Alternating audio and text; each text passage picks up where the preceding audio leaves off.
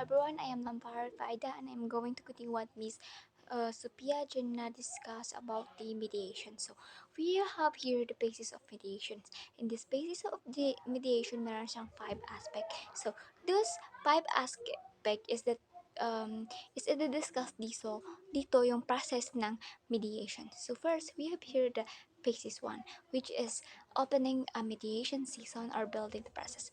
This is the first process for those person that have conflict with each others.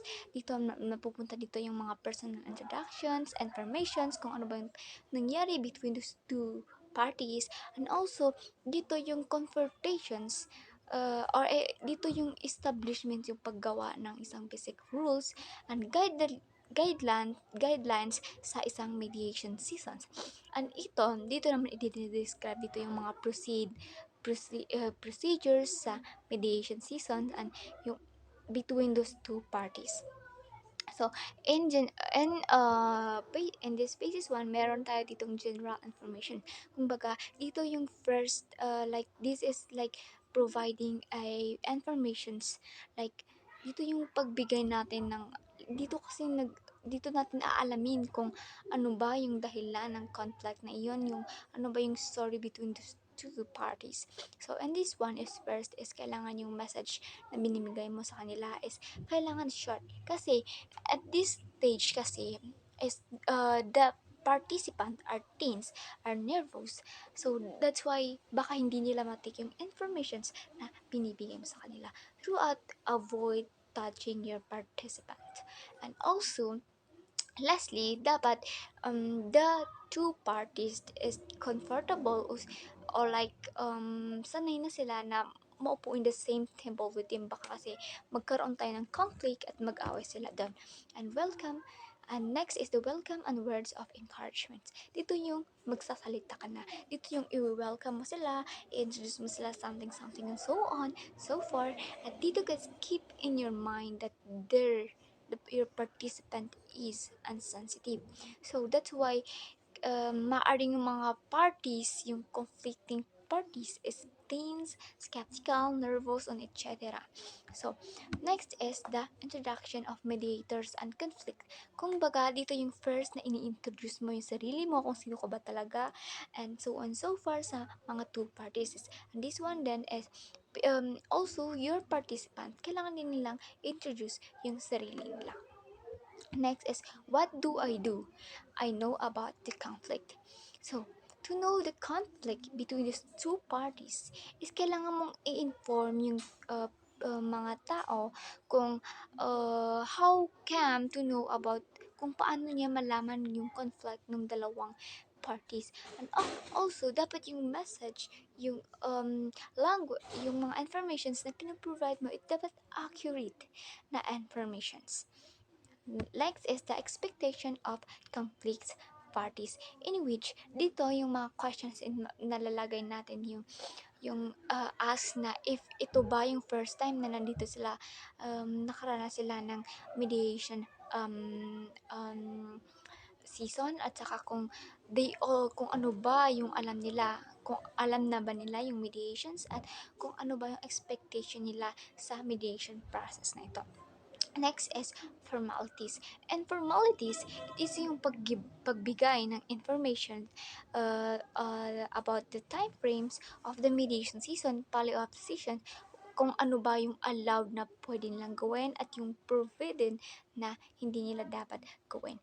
And this time is dapat i-outline ng mediators yung mediation procedures na gagawin niya and explain sa dalawang parties kung ano ba yung process ng mediation procedures na iyan. And make sure, ini-emphasize dito na make sure na each person is may time na magsalita without being interrupted. So, next is, we have here a mediation rules, in which there explains that the rule of mediator is to present or help, nag-help lang siya sa dalawang party na mag-talk to each other, and also it is the mediator's responsible for the process of the mediations.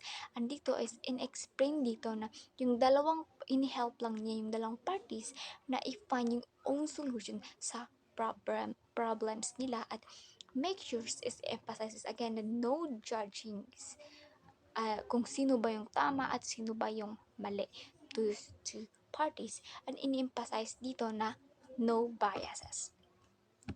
We have here a ground rules again. This is the rules and mediations. Also, the rules, if may isa na nagsasalita, and you should just listen without interrupting them, and no abusive language and physical violence to these two parties and between them. And also, if necessary na if mediator have to, if necessary for them to interrupt, is maaari silang mag-interrupt this process. And he asked complicating parties if they accept the ground rules, kung accept naman nila itong rules na ipaprovide niya, o gusto din nila na mag-add ng rules. It is possible. Next is confidentialities, in which pinapaano dito yung mga confidentials. Kung baga, yung nasabi dito sa season na ito is hindi nakalabas. Sa inyo lang yun. That's your own. Parang hindi lalabas. Kayo lang yung nakakalam.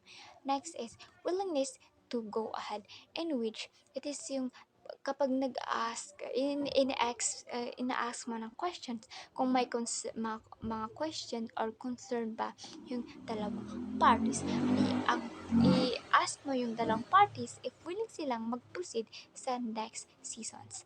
So, next, we have here a basis of mediations. Number 2, which is the all viewpoint or sharing the perspective. It is the sharing the perspective between the two parties and with you, the mediator, in which this is the parties have to talk without being uninterrupted about their stories of their respective point of view and problems, so on and so forth. So meron tayo ditong included na processes of air all viewpoints, which is the set of courteous and hurried tone, in which is every person have allowed to, mayroon silang time na mag-speak, na ilabas yung side story nila, at saka without being interrupted by someone. So next is explain, listenly, and speaking. And this spaces is kailangan each person have to turn to speak, turn to listen to whatever other parties tell, and encourage parties to take note the ideas or their concern with that story of others, instead of interrupting with the speakers. So next is ask someone to start. So itong ask someone to start, if first is mag-a-ask ka talaga ng kung sino yung maunang mag tell ng story or problems, so on so forth. Kasi minsan kasi yung always nagko-compliant is sila yung parang gusto nilang mag-raise ng hand, they wanted to mauna kumbaga, but still they cannot kasi nahihiya sila and so on so forth. Next is at saka that if ever na there's no one is volunteering, so you should have to choose. So next is protect each one's speaking times. So when someone is speaking, you just listen. You cannot contain, like you can command, you can demonstrate, and you can concede unfair. That it contains an unfair. Reassures that everyone mayroon silang time na makipag-talk, speak for their heart, and try to not let other parties interrupt with the speakers, and limit, pwede ning wala siyang limit, pero dapat i-limit mo siya if madami, if it is group mediation.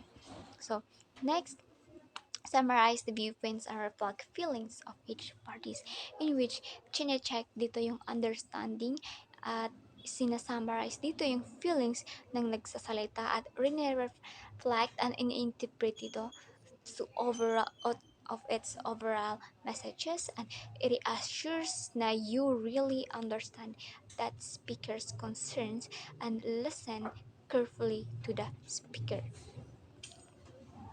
Next phases is three, which is clarify the problem of developing the ideas. Ito yung gagawa na kayo ng ideas. This is the conflict. Gagawa kayo ng ideas kung ano ba yung problema sa nabuong conflict between those two parties, in which para ma-remove yung barrier dun sa dalawa. So first is um, ask clarifying questions, in which mag-ask ka ng questions to those uh, two parties about the informations para ma-understand mo yung conflict sa dalawang parties na iyon. Like for example, ask mo kung could you describe what happened and when? Do you mean that then what do you like to explain this and more on details, mga details, and so on and so forth. So, first is encourage the parties to talk. So, dito, ini-encourage mo yung dalawang parties na magsalita. Kung ano ba yung concern nila, ano yung sides nila, ganun. Like, for example, tell us more about this, and can you help us to understand why is this is important, and how this it affect you, and ganun, and so on and so forth. Next is summarize one in a while the parties concerned. Kung baga, isa-summarize mo kung ano yung na-gets mo sa stories ng isang parties or those parties, and be aware every conflict involves sa mga point of view ng dalawang parties. Next is listen to the interest, issues, and needs, and the feelings. Ito naman yung maglalasans ka sa mga nonviolent through with your nonviolent communication skills, and dig deeper kung ano ba yung causes ng conflict doon sa mga participants. And, like, take people's emotions. Like, ititik mo to ng seryoso. Hindi mo lang, like, ang OA naman yan. Ganun. So, it is a serious situations. So, you must be serious too.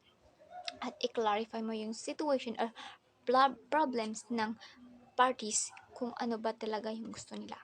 So, next is help each parties to understand their own and the other needs.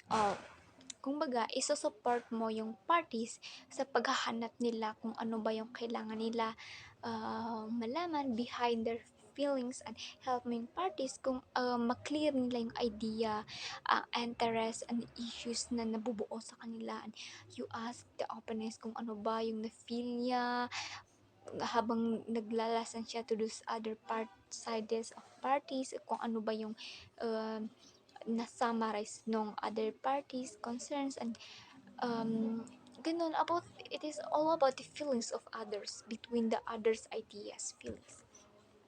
Next is watch for moments or mutual understanding, in which is after engaging someone is kailangan nilang mag-apologize towards each others para like magkamabutihan sila, para mag-talk in a peaceful way. Next is note down the issues that they need to negotiate and possible solution they found. So, dito is yung conversation ng dalawa, isulat mo yung mga issues nila at yung mga kailangan nilang i-negotiate para ma-solve yung problems na yan. Next is the phase 4, which is brainstorming solution on deliberating. This is like yung ito na mag-communicate na dito si two parties and the mediators para i-summarize ba kung ano yung mga maaaring maging solutions ng dalawang parties. Kumbaga, this is the agreement between those three persons, between mediator, the two parties, kung para alamin nila kung ano ba yung conflict between those two parties. So, there is the aspect which is the let the parties imagine new ideas and option, in which dito yung method na ito of brainstorming that they need to keep in their mind that mediator only provide process, the conflicting party provide solution. Kumbaga, mediator is nagpo-provide lang siya ng processes, but the two parties, sila yung magpo-provide ng solutions. Kumbaga, helper lang si mediators. At mediator only support those parties' creativity and does not mention their own ideas. Hindi dito included yung ideas ng mediator because this is only between those two parties. So next is deliberate on every optional solution. Kung baga mag-a-add ka ng mga steps at details like maaaring maging optional na ma-mention ng dalawang parties at i-develop yung realistic solutions out of unrealistic one. Parang yung realistic na sa tingin mo is magiging successful talaga. And a new option if both parties wish to cancel the option that one party did not agrees. And also check the solution if the two parties is balanced and write down both kung ano ba yung napag-agreean ng dalawang parties. Next is elaborate the possible alternatives in view of common solutions, in which ito is dinidevelop yung possibilities na solutions ng conflict ng solutions sa conflict ng dalawang parties. Kung baga dito natatanong yung kung ano ba yung advantages at disadvantages dito, kung ano ba yung posibleng consequences ng conflict na ito o yung solutions na ito. Next is test the agreement and explore consequences. Dito is i-check mo yung solution kung it might be fail or it might be causes of problems between or baka yung conflict is mas lumala na lang or baka mas naging fail na lang ito between two parties or i-check dito yung solution if ito bang solutions na ito is makakasolba sa dalawang parties during the processes and i-check dito yung agreement agreement na is nakakamit sa interest ng dalawang party. And if check dito if the issues and the interest is not happening yet, and check if the solution require resources or support the other people. Next is can the parties realistic carry it up? So when discussing the concrete actions, yung mga parties is yung two parties mas ma-realize niya mas they are like kaya na nilang i-change yung futures through talking to each others by this mediations. And when not all needs feelings are related conflict are worked during mediations. Kasi in mediation feelings are not like hindi okay. So dapat it's the mind. Kailangan mang i-consider yung other people's ideas to go through that on your own. Next is the phase 5 which is agreement and decisions. Ito na yung agreement sa decision. This is the final. Ito yung final and last phase ng mediation process. First, we have here the help parties to formulate agreement. So, tutulungan mo dito yung mga two parties na mag-formulate ng issues nila like i-clear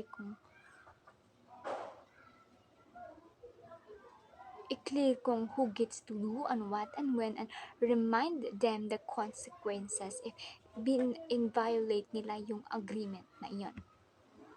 Next is review each point of agreement in which i-check mo if the wording is okay ba in this agreement, if the solution is accepted ba sa dalawang parties, and if the whole agreement is balanced to those two parties, and listen carefully of their uneasiness to determine whether the agreement all the parties interested iilasan mo kung ano ba yung if yung agreement ba na ng dalawang parties is like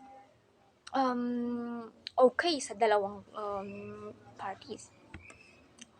And next is write the final agreement and read it aloud. So like i-write mo yung agreement, then pagkatapos kumuha ka ng final copy and i-read mo habang sila ay nakikinig para it's clearly na they really agreed at i-follow yung agreement nila.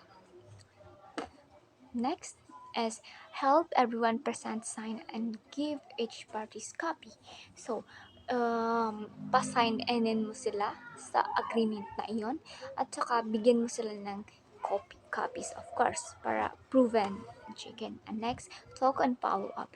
Like ito na yung like confrontations between two parties, magtutok sila like ano ba yung mangyayari in the future, if it is going to be happy, like wala na bang conflict na mangyayari between them and other between those two parties. Next is checklist for the mediations. This is the next lesson, which is parang this is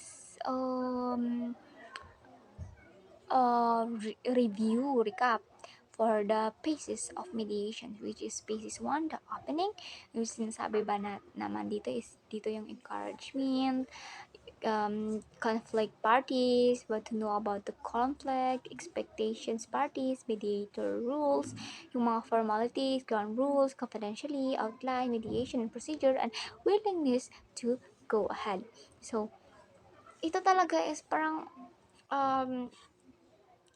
summarize siya ng phases of mediations. So, phases 2 is the air all viewpoints. So, set a courteous and hard tone, explain listening and speaking, what each is person speaking, summarize the viewpoints, reflect the feelings of each two party and each term by checking that the person have finished. So, next is phase 3, which is clarify the problem. Alam na kasi parang ito din, parang same sila sa the phases of mediations. So, number 4, yeah, same, brainstorming din siya. Same din, ito yung like mag-alternate na sila ng solutions sa isang ng conflict, which is this is the communication between the mediations, the two parties. Next is the 5, which is dito na yung agreement talaga, yung final decisions ng two parties with the mediations. So, we have to move with the next lesson, which is the healing and reconciliation. So, we have here a process of healing, which is number 1 is physical healings. And physical healing is meron tayo ditong spiritual healings. Kumbaga, in your spirit, like in yourself, in your deep inside feelings, in your inner peace. Kumbaga. So, and this, we have here the strategies of healings, which is number 1 is kailangan mong i-mind yung other people kung ano ba nasa surroundings mo. Like, i-acknowledge mo naman yung feelings ng other peoples, na like padalos-dalos ka lang sa panalita kasi you are hurting and you are going to talk bad ills to someone kasi you are hurting, so gusto mo din siyang saktan. That's why you need this sympathize with other people. Talk someone na matatrustan mo, na mag-encourage sa'yo, feeling mo maka-encourage sa'yo, tapos discuss mo yung condition mo, and recognize this needs, yung needs mo, yung support sa isang grupo, at finally, this is really a good solutions. Actually, it is, I apply it. Actually, this is read inspirational books and watch joyful movies. Next is be yourself. So, in be yourself is kailangan, it is like mind yourself. Like, it is like you alone, loving yourself, like quality time with yourself, like spend quiet time alone, reflect what happened, and learn, malaman mo kung ano ba yung pagkakamali mo, hindi always ikaw lang yung tama, at be positive, beautiful, and healthy, and joyful. Kasi that is connectedly. If you are positive, you will be healthy, and you will be healthy, you will be joyful, and if you will joyful, you will always be beautiful. So, know what you need. Alamin mo kung ano ba yung kailangan mo. Next is talk to God. This is a really good one. solutions for healing, which is talk to God. Like God is your consultant. You are going to like, di ba pag nagpa-pray tayo, like, may kilala ko talaga na nagpa-pray siya, then umiiyak siya, like, yeah, what? This is what happened to me, this is that, and my problem is that, ganyan, ganyan. After that, he feel relieved that his problem is na let off na niya. And also ask mercy and forgiveness and guidance, because God made you. He made you, and if you will go to Him, or you will achieve the happiness that you are aiming for, because He is really kind and merciful. And thank Him for everything that you will receive, and so on and so forth. And lastly, move on. Move on, thanks. Move on na.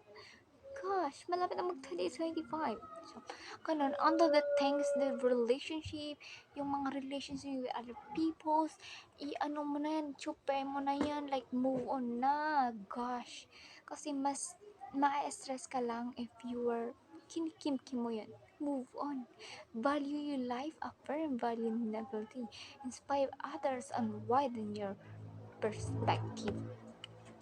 And next is we are going to have a next lesson, which is the humility and the closures. And humility, it described as a virtue. It is naturalized. Ito yung pride natin, yung arrogance natin. It's a bit simple, humble, and righteous term dealing with life. Ito yung inner life, like how do we think, how do we handle ourselves, how do we handle our brain, how do we handle our actions. It is humility. So, and humility, meron siyang kinds, which is the personal reflection, cultural perspective, leadership humility, and humility in success and failure. So, an expressions of humility, it is recognized that hurt and brokenness, admitting your ito yung expression ng humility, like i-recognize mo na hurt ka na talaga, yung broken ka na talaga. Minsan kasi mga iba na like dinidinay pa rin nila na nasasaktan sila na, yes, kaya ko to, but deep inside, durog na durog sila. Like, pinipilit nila yung sarili nila, even though they can do it. And other is admitting their fault. Admit your fault. Sending message to someone that I'm sorry, I forget it. Huwag kang pride, okay? Admit your fault. And asking for granting forgiveness. Mas maganda yan. Kasi if you have closure, if you have like this talk with other people, you feel relief. Kasi in humility, narito yung closures. To solve this is like, it is grieving closure, relationship closure and conflict relations, resolutions and closures, and personal growth. Kasama na natin ng personal growth. So, next is, what is between humility and closures? Kasi, and powerful and transformative processes. It is powerful and transformative processes, and they can lead to personal growth, healing, and improved relationship. Kasi 'di ba, when you say humility and closures, is parang magkadugtong din ito. Kasi through that is nahi-heal tayo, like nag-growth tayo, like hindi tayo mas stuck in the past, mas stuck in our feelings na na-hurt na tayo, is improving the relationship with other people, ganon, moving on, parang ganon. Next is, how can they work together? So, humility is seeking for closures. Kumbaga, diba, sabi nga natin, humility is the personal's pride. So, to solve that conflict is you have to go to the closures, like talking to the others, admitting your faults, saying I'm sorry, and so on and so forth, and humility accepting closures. True. And closer is cultivating humility, and humility cultures and is an relationship. That's all. Thank